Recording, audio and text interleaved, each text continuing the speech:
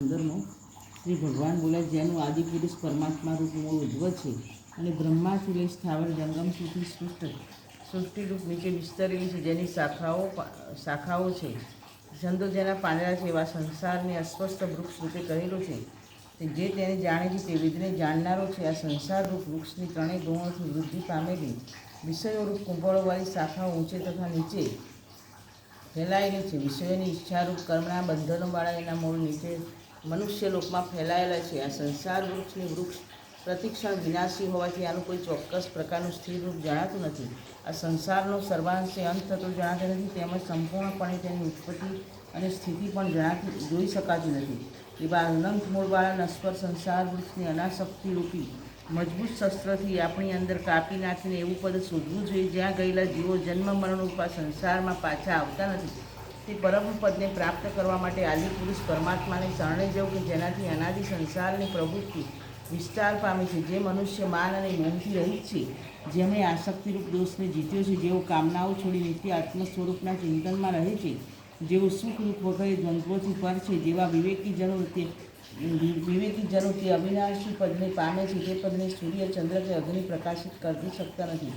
જે પદ પામી શકતા નથી તે મારું પરમ ધામ છે.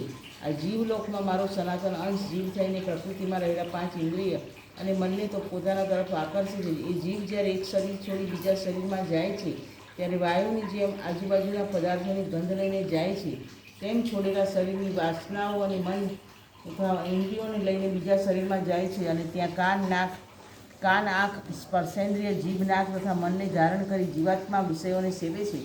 ગુણો સાથે જોડાયેલા આ જીવાત્મા શરીરને તેમજ વિષયોને છોડે છે અને ભોગવે છે. તેની આ ક્રિયાઓને મૂળ બુદ્ધિવાળા લોકો જોઈ શકતા નથી, પણ જ્ઞાન દ્રષ્ટિવાળા વિવેકીઓ જોઈ શકે છે. વળી યત્ન કરનારા યોગીઓ પણ શરીરમાં રહેલા ઈશ્વરી અંશને જોઈ શકે છે, પરંતુ અશુદ્ધ અંતઃકરણવાળા અજ્ઞાનીઓ યત્ન કરવા છતાં પણ તેને જોઈ શકતા નથી. સૂર્યમાં રહેલું જે તેજ સમગ્ર જગતને પ્રકાશિત કરે છે અને જે તેજ ચંદ્રમાં છે, અગ્નિમાં છે, તેને તું મારું તેજ જાણ.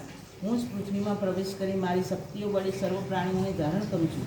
રસરૂપ ચંદ્ર થઈને સર્વ વનસ્પતિનું પોષણ આપું છું. હું જઠરાગ્નિ થઈને પ્રાણીઓના શરીરમાં રહી પ્રાણ તથા અપાન વાયુથી યુક્ત થઈ 4 પ્રકારનું અન્ન પચાવું છું. હું સર્વના હૃદયમાં અંતર્યામી રૂપે રહેલો છું. મારી રીતે સ્મૃતિ, જ્ઞાન, વિસ્મરણ થાય છે. સર્વ વેદો વળી જાણવા યોગ્ય હું જ છું તથા વેદાંત શાસ્ત્રનો કર્તા અને વેદનો જાણનાર હું જ છું. આ લોકમાં અક્ષર નાશવંત અને અક્ષર અવિનાશી એવા 2 પુરુષ છે. તેમાં સર્વભૂતો એ નાશવંત પુરુષ છે. તેમનામાં રહેલો જે અંતર્યામી કુટસ્થ પુરુષ તે અક્ષર અવિનાશી કહેવાયો છે, પરંતુ અક્ષર અને અક્ષર બંનેથી ઉત્તમ પુરુષ તો બીજો જ છે, તે પરમાત્મા કહેવાય છે. તે અવિનાશી ઈશ્વર 3 લોકમાં પ્રવેશ કરી સર્વનું પોષણ કરે છે.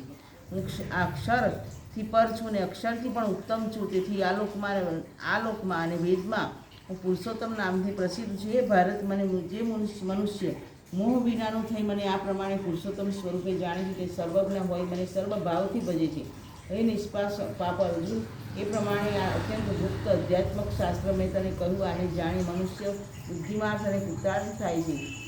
શ્રીમદ ભાગવદ્ ગીતામાં શ્રી કૃષ્ણ અને અર્જુન વચ્ચે થયેલા સંવાદમાં પુરુષોત્તમ યોગ નામનો 15મો અધ્યાય શ્રી કૃષ્ણ ભગવાન